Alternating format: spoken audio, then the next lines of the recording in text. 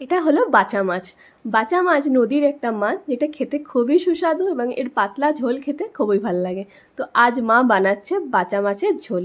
বাচা মাছের মধ্যে দিয়ে দিচ্ছে এখানে আলু, ঝিঙে, নুন, হলুদ ও আগে থাকতে বেটে রাখা আদা ও ধনেপাতার পেস্ট দিয়ে এটা দিয়ে ভালোভাবে মা এটাকে মাখিয়ে নেবে। এটা মাখিয়ে নিয়ে আধ ঘন্টা বা 1 ঘন্টা রেস্টে রাখতে পারো। যদি চাও এটা সাথে সাথেও করা যায়।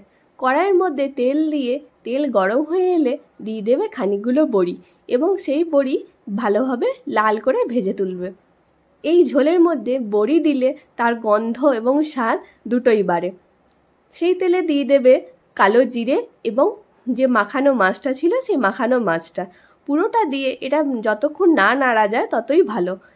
কিন্তু এখানে একটা জিনিস খেয়াল রাখতে হবে, যখন এটা আমরা কড়াইয়ে দেবো তখন যেন এটা কড়াইয়ে কোনোভাবে লেগে না যায়। তাই মশলার জলটা দিয়ে এটাকে মা একবার খুন্তি করে ভালোভাবে নেড়ে নিয়েছে এবং তারপর এটা একইভাবে ছিল অনেকক্ষণ, যাতে নিচে লেগে না যায় তার জন্য খুন্তি করে আস্তে আস্তে এটাকে মা ছাড়িয়ে নিয়েছে।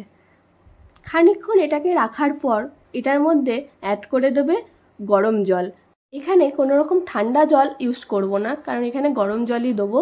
যে কোনো পাতলা ঝোল বা কম মশলাযুক্ত ঝোলে যদি ঠান্ডা জল দিয়ে দাও তাহলে টেস্টের ফারাক চলে আসে। এবং এই বাচা মাছ খুব নরম মাছ, তো খুব সাবধানে এটাকে যখন খুন্তি দিয়ে নাড়বো খুব সাবধানে এটাকে নেড়ে নেবো। ঝোলটা ফুটে উঠলে দিয়ে দেবো আগে থাকতে ভেজে রাখা বড়ি।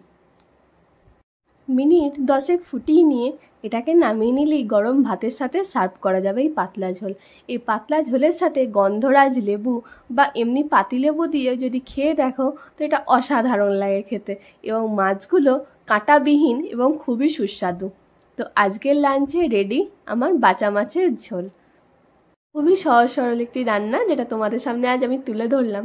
আমার চ্যানেলের রান্নাগুলো যদি তোমাদের ভালো লাগে তাহলে অবশ্যই একটা লাইক, কমেন্ট, শেয়ার করে জানিও, এবং হ্যাঁ, চ্যানেলটি সাবস্ক্রাইব করতে ভুলো না।